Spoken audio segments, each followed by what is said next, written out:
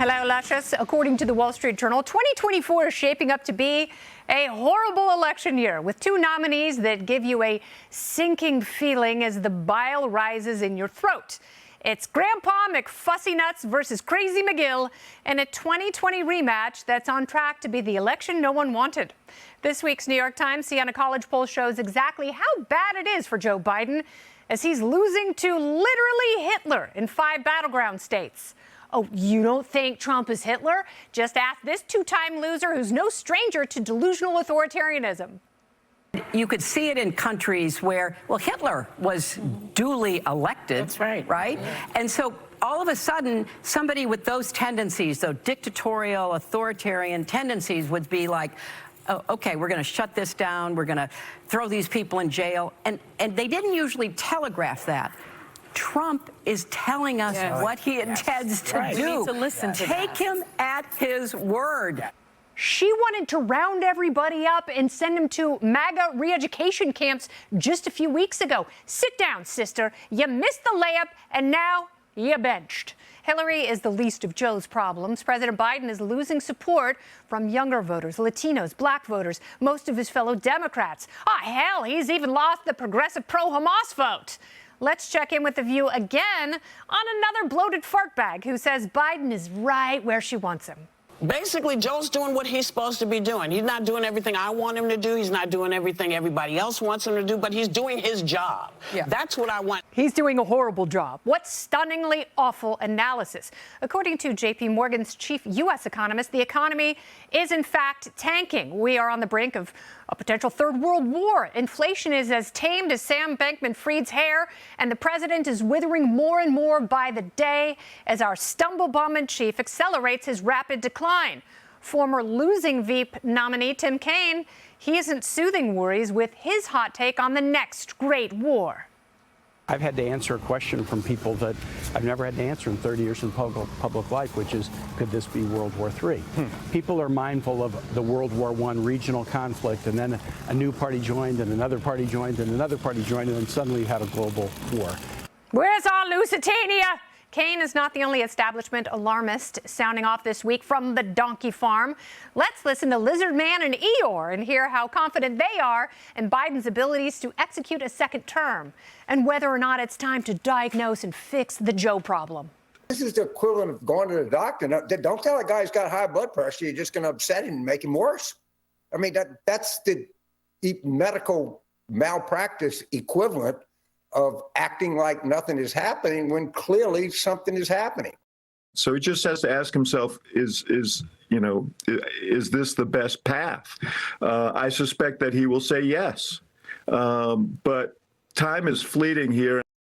It's fleeting. Axelrod drilled down even more in a tweet reading, only Joe Biden can make this decision. If he continues to run, he will be the nominee of the Democrat Party. What he needs to decide is whether that is wise in his best interest or the country's. Allow me to translate for you from dipstick to English. Trump is beating Biden. If Biden stays in the race, he loses. Now, I'm not the only one who can read Axelrod's subtext here. I wrote about it this week in the Daily Mail. Democrats need a savior, and her name is Michelle Obama.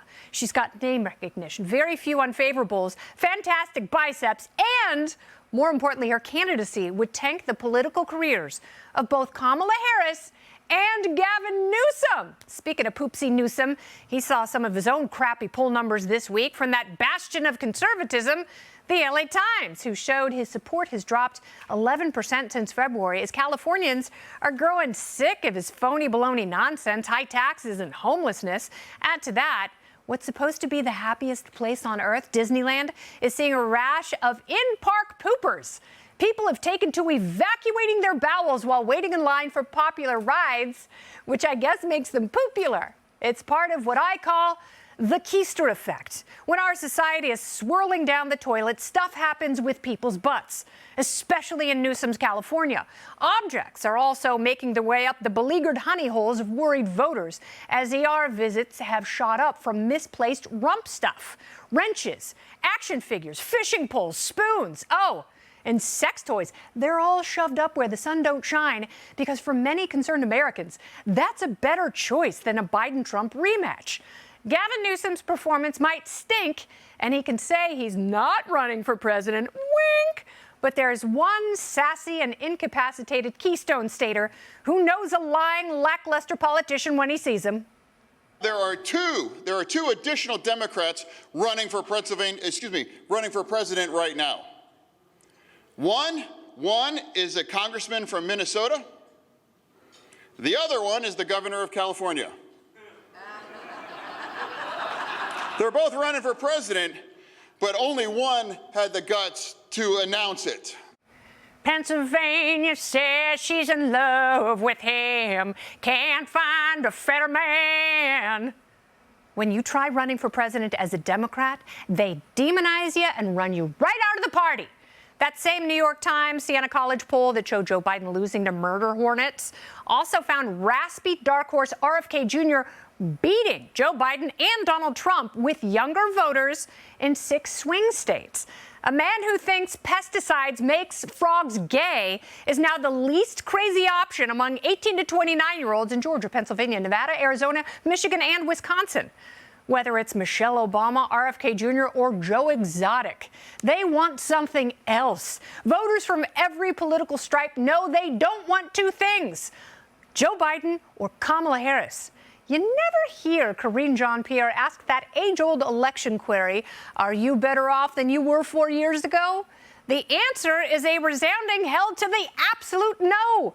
People would rather jam pickle jars in the old prison wallet and poo all over It's a Small World than be faced with 4 more years of bumbling incompetence while being forced to eat word salads from the Veep's buffoonery buffet. I think the American people made clear that they are prepared to stand for freedom and for the individual freedoms and the promise of freedom in America. And the president and I obviously have a lot of work to do to earn our re-election, but I am confident we're going to win. Freedom.